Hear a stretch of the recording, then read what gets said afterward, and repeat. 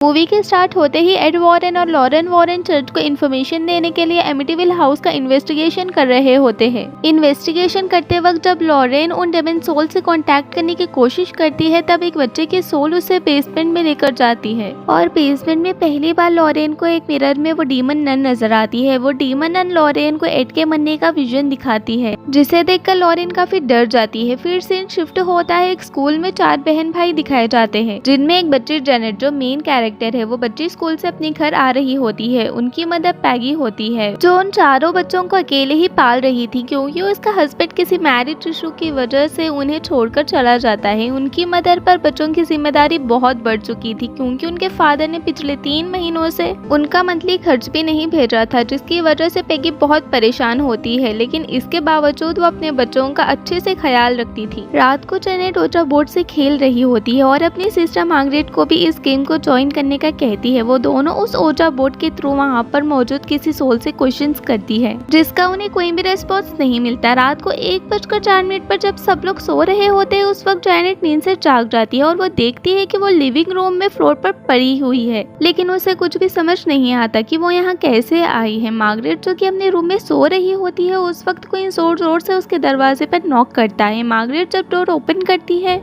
तब वहाँ पर कोई भी नहीं होता। तभी वहाँ पर जेनेट आ जाती है और मार्गरेट को लगता है कि शायद जेनेट ने ही दरवाजा नॉक किया था। वो इस बात को सीरियस नहीं लेती और जाकर सो जाती है। इसके बाद यूएस का सीन दिखाया जाता है जहाँ पर एड और लॉरेन एक टीवी शो पर एक डॉक्टर के साथ डिस्कशन कर रहे होते हैं। वो डॉक्टर एड और लॉरेन पर इल्जाम लगाता है कि वो दोनों दिखावा करते हैं और ये सब उनका ड्रामा है। ये बातें सुनकर एड वॉरेन को बहुत गुस्सा आ जाता है और यहीं पर शो खत्म हो जाता है। जेनेट और उसके भाई को दिखाया जाता है जो कि एक ग्रुप टॉय से खेल रहे होते हैं और जब रात को सब सो रहे होते हैं जब जेनेट का भाई बिली उठता है और वो पानी पीने के लिए नीचे किचन में जाता है। पानी पीते वक्त वो किचन से बाहर 2 छोलों को देखता है जिसमें से एक छोला ऐसे ही हिल रहा था जैसे उस पर कोई बैठा हुआ हो। जेनेट अपने रूम में अंधेरे कॉर्नर की तरफ मुंह करके किसी से बातें कर रही होती है जिससे उसकी सिस्टर मार्गरेट उठ जाती है। जेनेट उस तरफ देखकर बोल रही होती है कि तुम हमारे घर को छोड़ दो, तुम कौन हो और बिली को भी छोड़ दो। और देखते ही देखते वो खुद ही एक भारी आवाज में बोलना शुरू कर देती है कि तुम सब मरोगे और बिली भी मरेगा। मार्गरेट जेनेट के पास जाकर उसे सुला देती है और खुद भी अपने बेड पर आकर सो जाती है।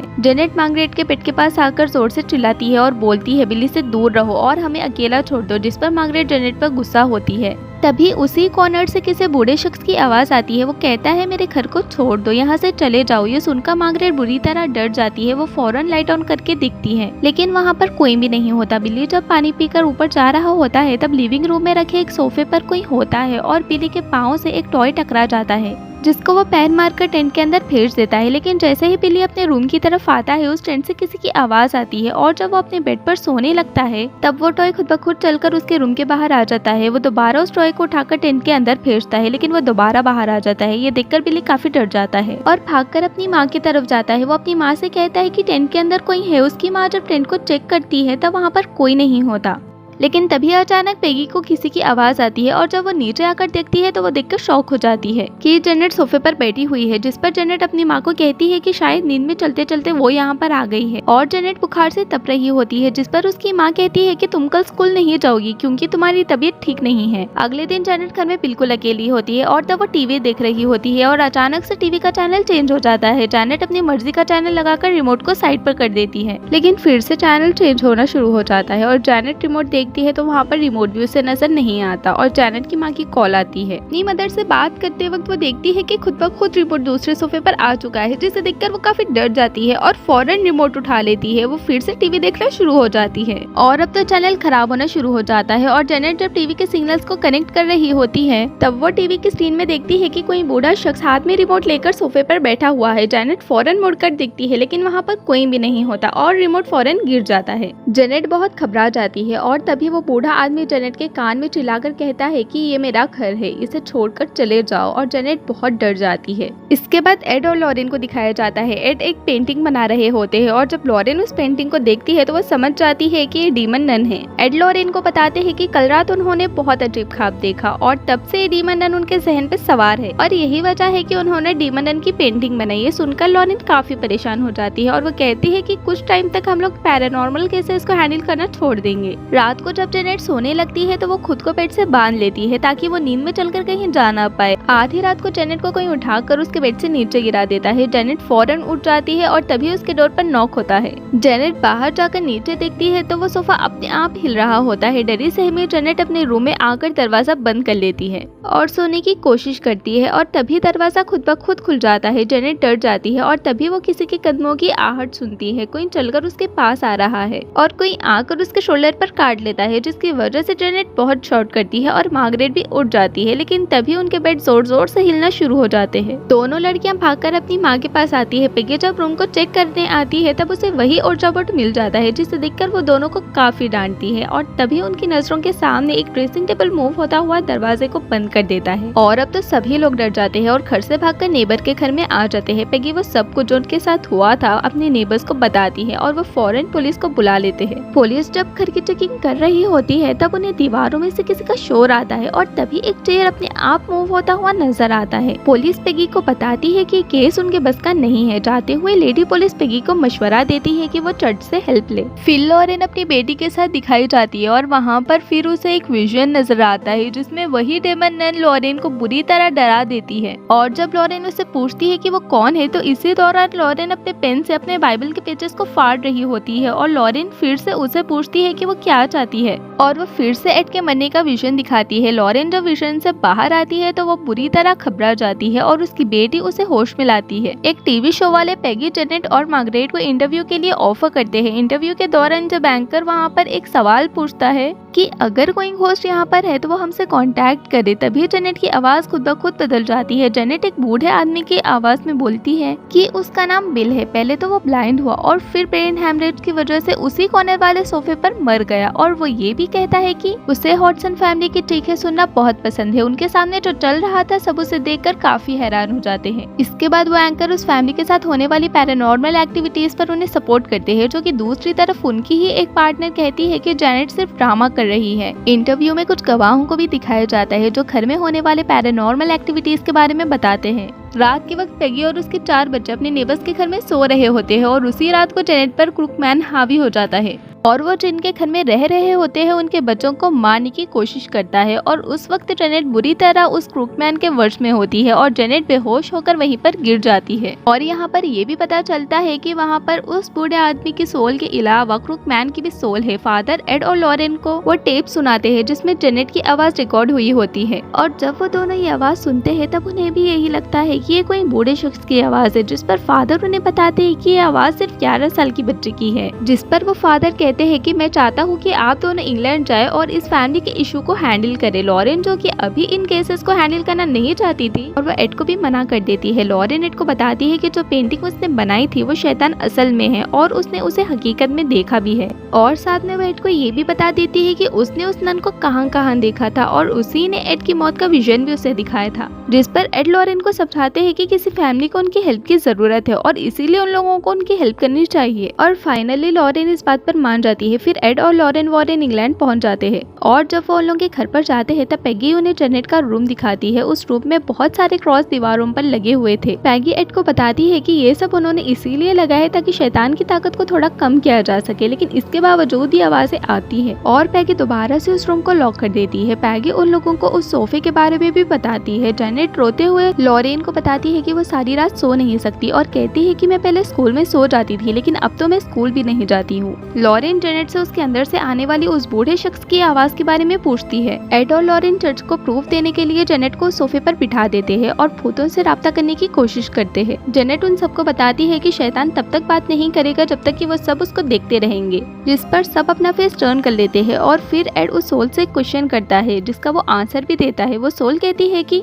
वो अपनी फैमिली से यहाँ पर मिलने आई है, जिस पर एड उसे वो क्रॉस दिखाते हैं जिसे देखकर वो डर जाती है और चिल्लाने लग जाती है कि मुझे जाने दो, मुझे छोड़ दो और देखते ही देखते जेनेट नॉर्मल हालत में आ जाती है और अपने मुंह से पानी को फेंक देती है। लॉरेन कहती है कि अभी तक उसे किसी भी सुपरनैचुरल चीज का एहसास नहीं हुआ। रात को जेनेट जब नींद से जाग जाती है तब वो देखती है कि वो नीचे वाले रूम के सीलिंग के साथ उल्टी लटकी हुई है और वो कॉर्नर वाले सोफे पर उस बूढ़े शख्स का भूत बैठा हुआ है और वो भूत जेनेट को ऊपर की तरफ खींचता है और वो अपने रूम में आ जाती जाती है और रूम में लगे हुए सारे क्रॉस उल्टे हो जाते हैं और तभी उस बूढ़े शख्स की सोल जेनेट पर अटैक कर देती है और उसे काफी डरा देती है। जेनेट की चीख से पैगी भी उठ जाती है और वो उस रूम में उस गोस्ट को देख लेती है और इतनी ही देर में एड और लॉरेन वॉरेन भी वहाँ पर पहुँच जाते हैं। एड उस रूम का दरवाजा खुलकर अंदर चले जाते हैं और वो दोनों उसकी जान बचा लेते हैं। उस बूढ़े शख्स की सोल को उन्होंने नहीं देखा होता, लेकिन लॉरेन देखती है कि वहाँ पर एक क्रॉस हिल रहा होता है। एड और लॉरेन वॉरेन उस फैमिली की बातों पर यकीन कर लेते हैं, लेकिन अभी तक उन्होंने उस गोस्ट को नहीं देखा होता, जिसके लिए वो पूरे घर में कैमरास और बाकी इंस्ट्रूमेंट्स लगा देते हैं ताकि वो सारे सुपरनैचुरल एक्टिविटीज को उनमें रिकॉर्ड कर सके।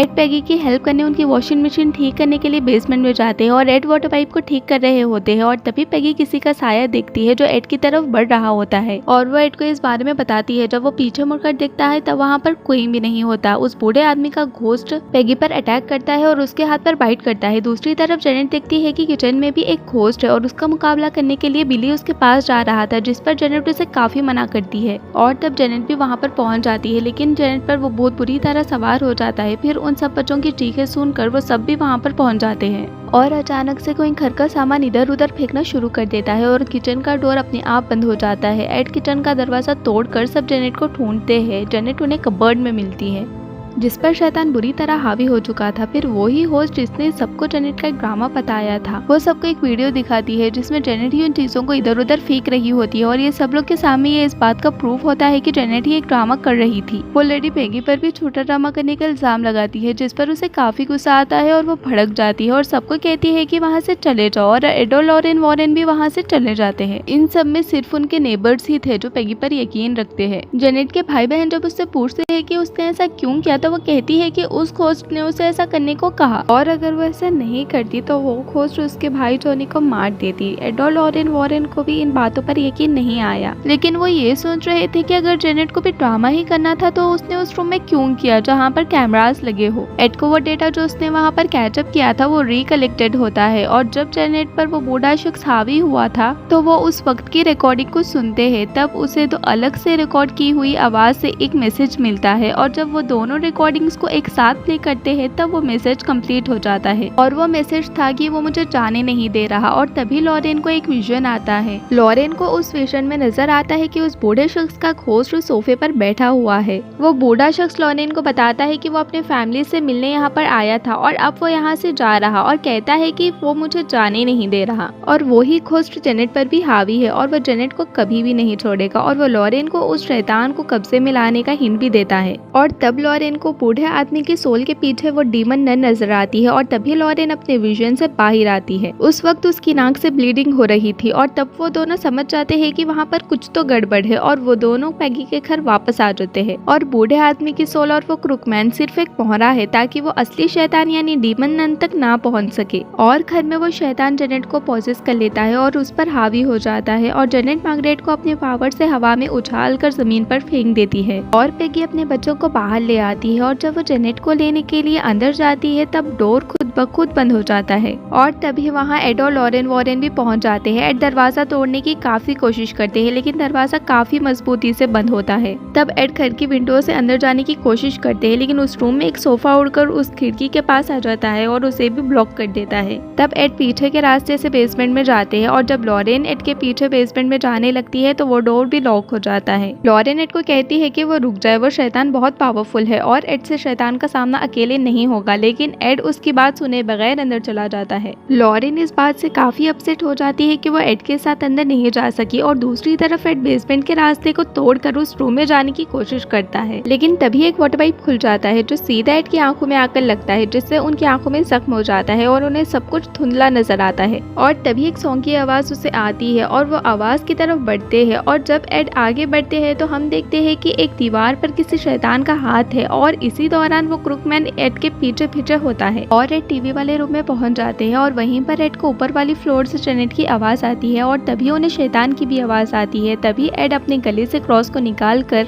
उस शैतान को वास्ता देते हैं कि वो वहां से चला जाए और वहीं पर लॉरेन शैतान से रिलेटेड सारे मेमोरी को रिकलेक्ट कर लेती है और लॉरेन को याद आ जाता है कि उस शैतान ने लॉरेन को अपना नाम भी बताया है और शैतान का नाम उसके सामने लेकर उसकी पावर को कम किया जा सकता है और उस पर हावी भी हुआ जा सकता है। और तब लॉरेन को ये भी याद आ जाता है कि उसने उस डीमन नन का नाम अपने भाई बाइबल में भी लिखा था। और तभी आसमान से बिजली आकर बाहर दरख्त पर गिर जाती है और वो टूट जाता है और उस ट्री का शेप बिल्कुल वैसा ही बन जाता है जैसा लॉरेन को उसके विजन में नजर आता था। दूसरी तरफ एड जेनेट को ढूंढते हुए फर्स्ट फ्लोर पर पहुंच जाते हैं और फौरन वहां पर क्रुकमैन भी आ जाता है जो कि एड पर हमला कर देता है, लेकिन एड अपनी जान बचा लेते हैं। और तभी एड भी जेनेट के रूम में पहुंच जाते हैं और वो देखते हैं कि वो डीमन नन पूरी तरह जेनेट पर हावी हो चुकी है। तभी अचानक से विंडो का ग्लास टूट जाता है और जेनेट वहां से कूदने की कोशिश करती है और नीचे वही नोकदार ट्री होता है। एड उसे काफी रोकने की कोशिश करते हैं, लेकिन जैसे ही जेनेट जंप करने लगती है एड उसका हाथ पकड़ लेते हैं, लेकिन यहाँ पर आकर एड भी फंस जाते हैं और वो दोनों आहिस्ता आहिस्ता नीचे गिरना शुरू हो जाते हैं। इतनी ही देर में लॉरेन भी उस रूम में पहुंच जाती है और वो देखती है कि वहाँ पर डीमन नन भी है जो सब कुछ कर रही है। जैसे ही लॉरेन एड को बचाने के लिए उनकी तरफ बढ़ती है, वो डीमन नन अपने पावर से लॉरेन को दूर फेंक देती है। तभी लॉरेन उस डीमन नन को उसके नाम वॉलक से बुलाकर उसे वापस जहन्नुम में जाने का कहती है और आहिस्ता आहिस्ता उस डीमन शैतान की पावर कम होते जाती है और उस डीमन नन को वापस जहन्नुम में जाना पड़ता है। तभी लॉरेन एड और जेनेट की हेल्प करती है और उन्हें ऊपर की तरफ खींचती है। इस तरह उन दोनों की जान बच जाती है। डीमन नन के जाने से सब कुछ नॉर्मल हो जाता है और लास्ट में हम देखते हैं कि जेनेट भी अब बिल्कुल ठीक हो चुकी है और जेनेट और पैगी एड और लॉरेन वॉरेन को उनकी हेल्प करने पर थैंक्स बोलने आते हैं। और इसी के साथ मूवी यहीं